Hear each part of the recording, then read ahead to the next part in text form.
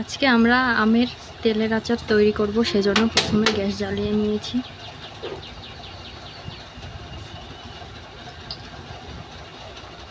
এবার অর্ধেক পরিমাণে সরিষার তেল দেব।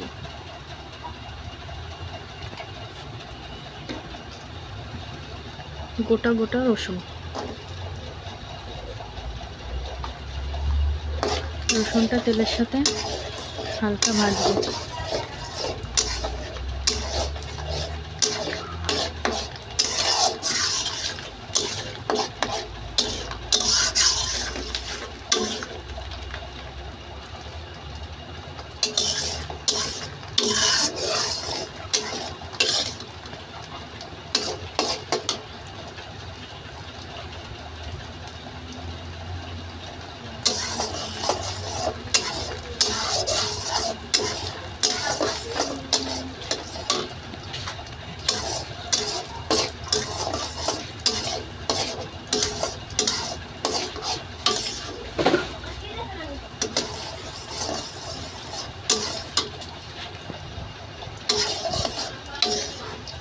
এই যে রসুন হালকা পরিমাণে ভাজা হয়েছে, এবার দিয়ে দেব তেজপাতা আর শুকনো মরিচ।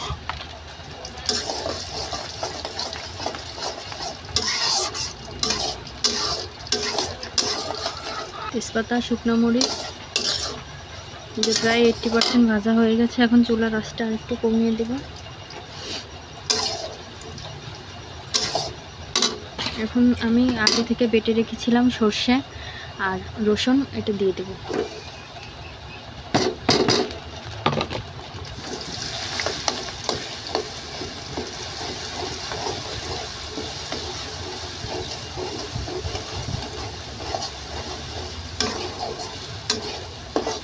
ভালো মতো তেলের সাথে ভেজে নেব।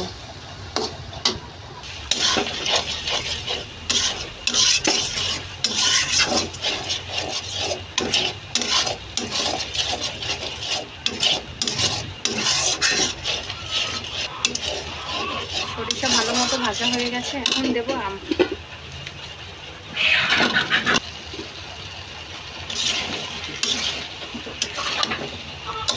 আমের সাথে সর্ষে মশলা ভালো করে নেড়ে চেড়ে মিশিয়ে নেব।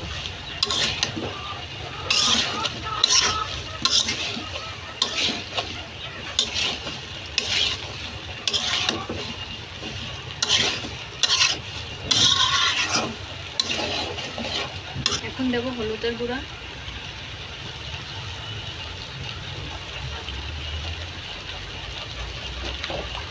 পরিমাণ মতো লবণ,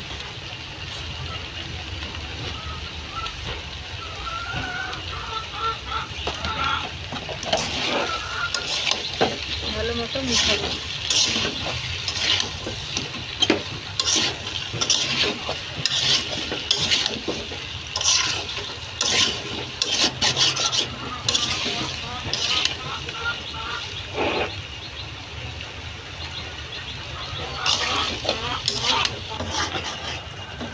প্রায় 10 মিনিটের মতো তেলের সাথে মশলা কষিয়ে নিয়েছি। এখন আম সেদ্ধ হওয়ার জন্য ঢাকনা দিয়ে দেবো।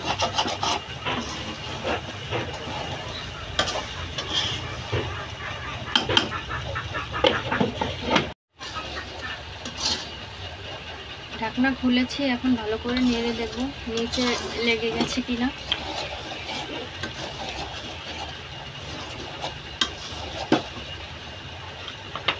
আগে থেকে আমি শুকনো মরিচ, পাঁচফোড়ন সাথে 4-5টা এলাচ দিয়ে গুঁড়ো করে রেখেছি। এখন সেই ভাজা মশলাটা দিয়ে দেব, অর্ধেকটা দেব।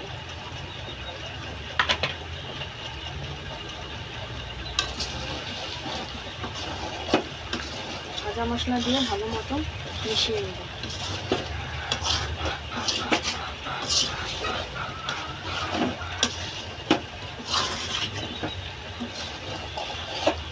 ভাজা মশলার সাথে আমগুলো ভালো মতো মিশানো হয়ে গেছে।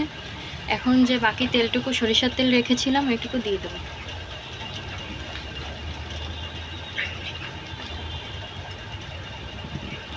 তেলের সাথে আম ভালো মতো মিশাবো।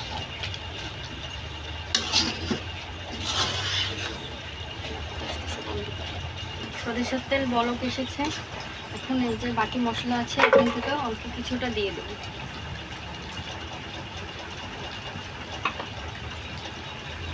সাথে 2 মুঠ ভিনেগার।